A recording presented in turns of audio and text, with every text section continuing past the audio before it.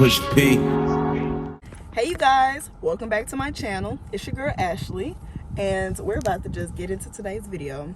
So as you can see from the title of the video, we're doing a parked car conversation where basically I sit in my car, I am given a topic, and we talk about said topic. So yeah, let's go ahead and jump right into it.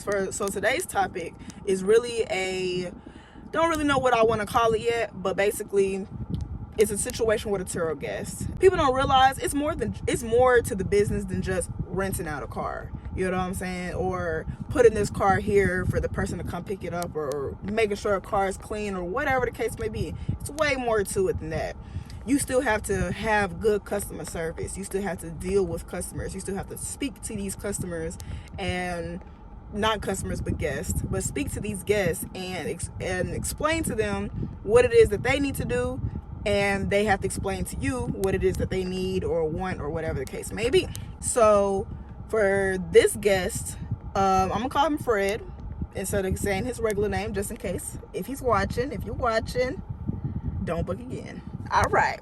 So he wasn't a bad guest, but it was just kind of like, I don't like it when people don't listen to what I say. You know what I mean? And yeah, but I'm gonna get right into the video and I'm gonna explain, and y'all can put y'all 2 cents in the comments. So Fred originally booked a car with somebody else. Sometimes situations happen. A Turo host may have something going on where they cannot rent that car out to that person, so they ended up having to cancel the trip. When the trip is canceled on the host end, Turo comes in or steps in and helps the guest find a car, and it's usually going to be somewhere in that same price bracket, and maybe around that same type of car that they had originally booked with that first person.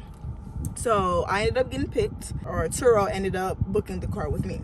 Usually anytime somebody books, I always send a welcome message, basically, telling them hello, thank you for booking my car, and that I will be sending more messages as we get closer to the pickup time, with instructions on what it is to do for remote verification and remote pickup and all that good jazz. His response to me was, he said hello back to me, and he explained to me that his booking got canceled. And yeah, so basically he said that he wanted to know if I could drop the car off at the location that he set in the booking, and that when it's time for him to drop the car off and me pick it up, he wants to drop it off at the airport. Okay, so for my other Turo hosts out there, we all know that, or for most of us, I will speak for most of us because I don't know about everyone. For most of us, though, we mostly charge higher for when a guest asks for a certain pickup location that's not the one that we provide, and for the airport. And speaking for myself specifically, I do charge a little bit more for the airport than the other pickup location, because, dealing with the airport, especially the Atlanta Hartsfield airport, yeah. The Atlanta airport is crazy. So having to deal with that and making sure that it fits the time for you to be able to pick up the car and stuff like that, it takes a lot. So I usually do charge a little bit more for the airport. Then I charge a certain amount for your regular pickup location, and then it's free for you to come and pick it up from my location. I had no problem dropping the car off at the location that he requested, but the airport location wasn't put in the booking. So I was trying to explain to him that I have no problem with dropping the car off at the airport, but I do charge more for airport drop-offs and pickups. So with that being said, you would have to go on your end and modify the trip and say that you want to be able to drop the car off at the airport versus it being picked up from the location that you set. So I explained that to Fred. Fred read my message and did not respond. Okay, cool. I have no problem with somebody reading my message and not responding, but I do like to explain to people that I made sure that I well communicated to you that this is what is going and this is what's not going. So we continue to talk about where's the best place to park the car at the location, all that good jazz. So let's fast forward all the way up until it's time to pick up the car. Now his trip is ending. So he ends up texting. Keep in mind, he never responded back to me about what I said about the airport. Basically, to reiterate what I said, basically I was saying, do not park the car at the airport unless you pay extra. That's basically what I was saying. If you want the car to be dropped off at the airport, that is fine. You just have to pay me a little extra for that. Especially since you did not book that or did not put that in the booking. If people don't know, guests are able to modify the trip. On the host side, I can't modify the trip and change the location or anything like that. All I can do is just cancel the trip. And I'm not going to cancel the trip. So that was that. Anyways, he ends up texting me that he is on the way to the airport. Where do I want him to park the car at the airport? And he was like 30 minutes away from the airport or something like that. So I was like, sheesh. And I wanted to be like, Fred, I did not tell you to do that. I did not tell you to do that at all. Okay? I told you that you have to pay extra for that. And since he was already on the way to the airport and I was currently doing something myself, so it wasn't like I could do a whole bunch of going back and forth and doing X, Y, and Z. I just kind of was like, okay, cool, whatever. Here's the location that you'll drop the car off at in the airport. Because if you don't know, Hartsfield-Jackson Airport has like multiple different parking lots. And also, if you don't know, that each parking lot charges a different amount, like per day or per hour the car sits there. So there's a specific parking lot that I like to park the car at, that where the price ain't too bad. It's not too far from the terminals. I feel like it's a good place for, you know, for my guests coming in, and it's a good place for when it's time for me to pick up the car. I feel like it works out for all of us. So I like to use this particular lot. So I tell him the location and I tell him instructions on how to get there. I gave him the address of that particular lot and also told him like you will have to, you know, giving him instructions on how you're going to end up getting to your terminal after you park the car and all that other good jazz. I make sure I give a lot of information so there's no confusion. So some time went by and then he proceeds to text me again. It says that he's already dropped the car off. He dropped it at a different lot at the airport, and that's that. Okay, so that's my next problem. So my thing is, not only did you go and drop it off at the airport when I specifically told you no, that you can't do that unless you paid extra, you even decided to go park the car at your location that you wanted to park the car at versus parking at the location that I told you to park the car at the airport. I really wanted to be an a-hole real quick and be like, well, no, I told you to park it at this location. You need to make sure you park it at that location. But I was like, you know what? I'm having a good day today. It is what it is. You know what I'm saying? Go ahead and park the car at said location. And I'm just like, dang, dude, like, you know what I'm saying? He really threw me off that day with that. So I was able to go ahead and just pick up the car. And yes, it most definitely was a little bit more expensive than normal to pick the car up out of the airport, especially because he did not park it at the lot that I specifically told him to park it at. But it's okay. So that was that guest. No, I ain't gonna say don't rent with me again, LOL. But you know what I'm saying? I just know, okay, moving forward, I need to make sure that I properly and communicate better with the instructions that I give, and also making sure that I get a response back. Whether I need to double text you, triple text you, or do something. I know people are going to be people regardless, you know what I'm saying? You can only, you know, control but so much. But at the same time, it's like, as a business owner, I would have to think like, what can I change to have a better situation? You know, everything can't be the guest's fault, but at the same time, I mean, in this situation, low-key is the guest's fault. Well, it's high-key the guest's fault, but at the same time, the person I am, I don't even like to just point fingers at people. I like to see what it is that I can do, where I can improve on, and so this won't happen again. So I have another guest that did something that, this is actually the first time this has ever happened to me. So I'm about to go ahead and jump into this one. I'm gonna call this guest Tammy. She rented my Kia K5, and yeah, she was supposed to return it back on a day at 8 a.m. and somebody ended up booking a trip for 11 that same day that she's supposed to be returning it. And usually I never do like turnaround trips that close, like that's a 3-hour difference, so I usually never do that, you know what I'm saying? especially for what ended up happening today. But I was just like, you know, I don't want to miss out on no money, so I'm gonna do it today.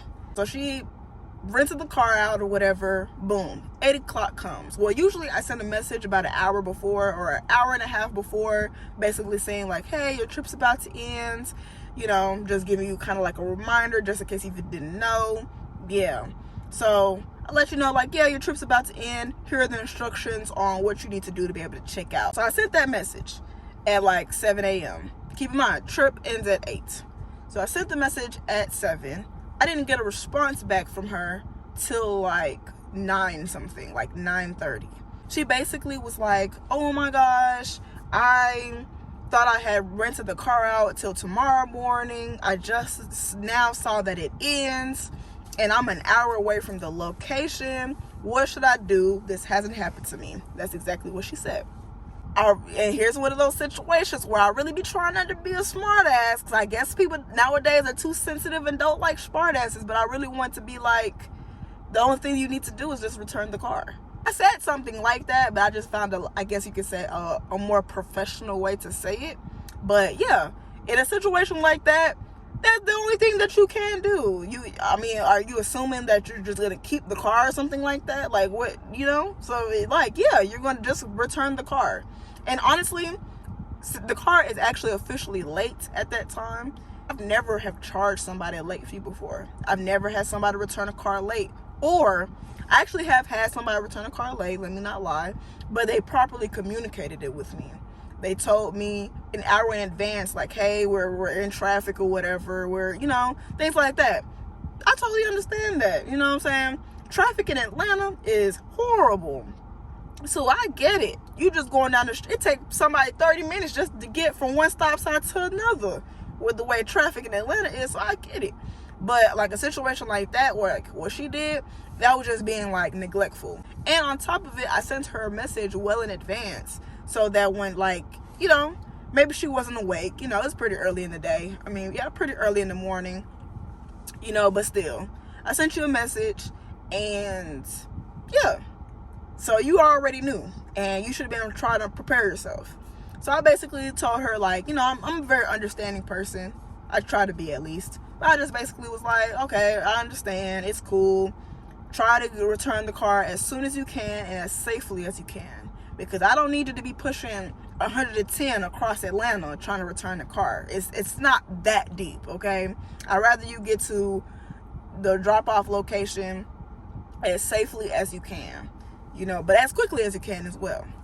So I guess she ended up contacting Turo and letting her know that she was late. And I'm really glad about that. I'm really glad that she did that. Because actually, I really didn't plan on actually contacting Turo or anything. I was just going to wait until, you know, whenever she dropped the car off. Keep in mind, she texted me about like 9:30 something. Then she said she was an hour away.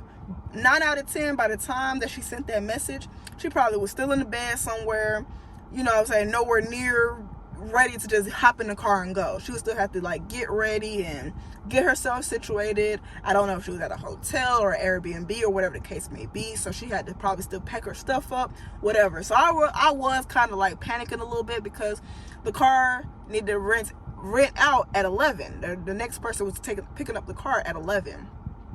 I still need the car to come back and, you know, make sure that it's full on gas and clean and ready to go before the next guest comes. Now, luckily enough, while she was texting me, the guest that was supposed to be picking the car up at 11 ends up messaging me and basically told me that their flight wasn't going to land until like 11:40.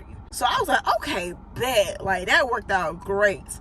Because really, if his flight is really going to end at 11:40, land at 11:40, really, it's probably going to end up landing at like 12, the way these flights have been set up lately. And then once he lands, like, that's the time that it lands. He'll still have to go through baggage claim. He'll still have to find him a taxi or Uber or whatever the case may be to get to the location to pick up the car. That actually worked out in that aspect. But that only works out if the previous guest, Tammy, is still making sure that she's going to bring the car back as quickly as possible. I just basically told her, like, you know, she ends up apologizing to me again. I just basically told her, like, it's okay. Just, you know, just try to return the car as soon as possible. And I also told her, keep me updated on your ETA, because I need to be updated just in case I need to tell the next guest of something. You know what I mean? So I need to know. But luckily enough, she ended up dropping the car off. She ended up dropping the car off maybe about, I can't remember exactly. It was probably like, I'm trying to think. She ended up dropping the car off maybe about an hour or two later. Yeah, about an hour or two later. The next guest didn't finally come until maybe about 1. Ended up coming maybe around 1. She ended up dropping the car off maybe about like 12, somewhere up in there. These are the first 2 situations where where it was kind of like, I don't even know how to explain it. Like the first one was just like Fred was just trying to do Fred's thing. And that's another thing with people. I don't like that.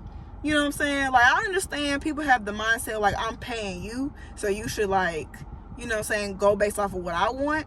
And in reality, yeah, you got a point. But at the same time, this is still my business. I can still opt to not even service you or help you out with anything, or you buy my product, or you rent my vehicle, or whatever the situation may be. So I just advise people that just don't have the mindset that just because you're paying money or whatever, things should go your way all the time. Because at the same time, people still have to do things based off of the business at the end of the day. Like, the business still has to run how it's gonna run, and then yeah, that's that. But that was just Fred trying to be Fred. Now Tammy, on the other hand, she wasn't bad. I feel like it was a real innocent situation for sure. But at the same time, it's like looking at it from a person's point of view who is empathetic to stuff. Like, yeah, yeah, it happens to the best of us. You know, we forget things all the time. But coming from a business owner point of view, it's like, geesh, like, it was very nerve-wracking, because a situation like that could have messed up my entire next trip. They could have messed up me getting the money for the next trip. If she didn't return the car quick enough, and let's say he came on time to pick up that car, you know what I'm saying, I would have ended up having to cancel the trip. You know what I mean? So it's kind of, and then inconveniencing the next person. And they don't want to hear, or they don't care to hear about the past guest or anything like that, even though they might be empathetic too as well. They don't give a damn. They just care about me providing them the car. I guess I'm doing this to also educate people on how the host feels and things. Like, everybody thinks about the guests, and as you should, but at the same time, the host goes through things as well. We feel things as well. You know what I'm saying? We're trying to run a business here, and we need our guests to be willing to understand that. But yeah, so that comes to the end of this video. Thank you so much for watching. Please make sure you like, comment, and subscribe. Also, comment if there's any other kind of videos that you want to talk about. I mean, any other videos that you want to see from me. If there's any other topics that you want me to discuss. It doesn't have to be Turo related. I know all my videos so far has been Turo related, but it does not have to be Turo related. It could be about anything. It could be about literally anything. I do plan to branch out more and be more versatile in my videos and keep dropping more and more videos, you know. But yes, thank you so much for tuning in to this video, and yeah, I hope you have a great day. Bye bye, you guys.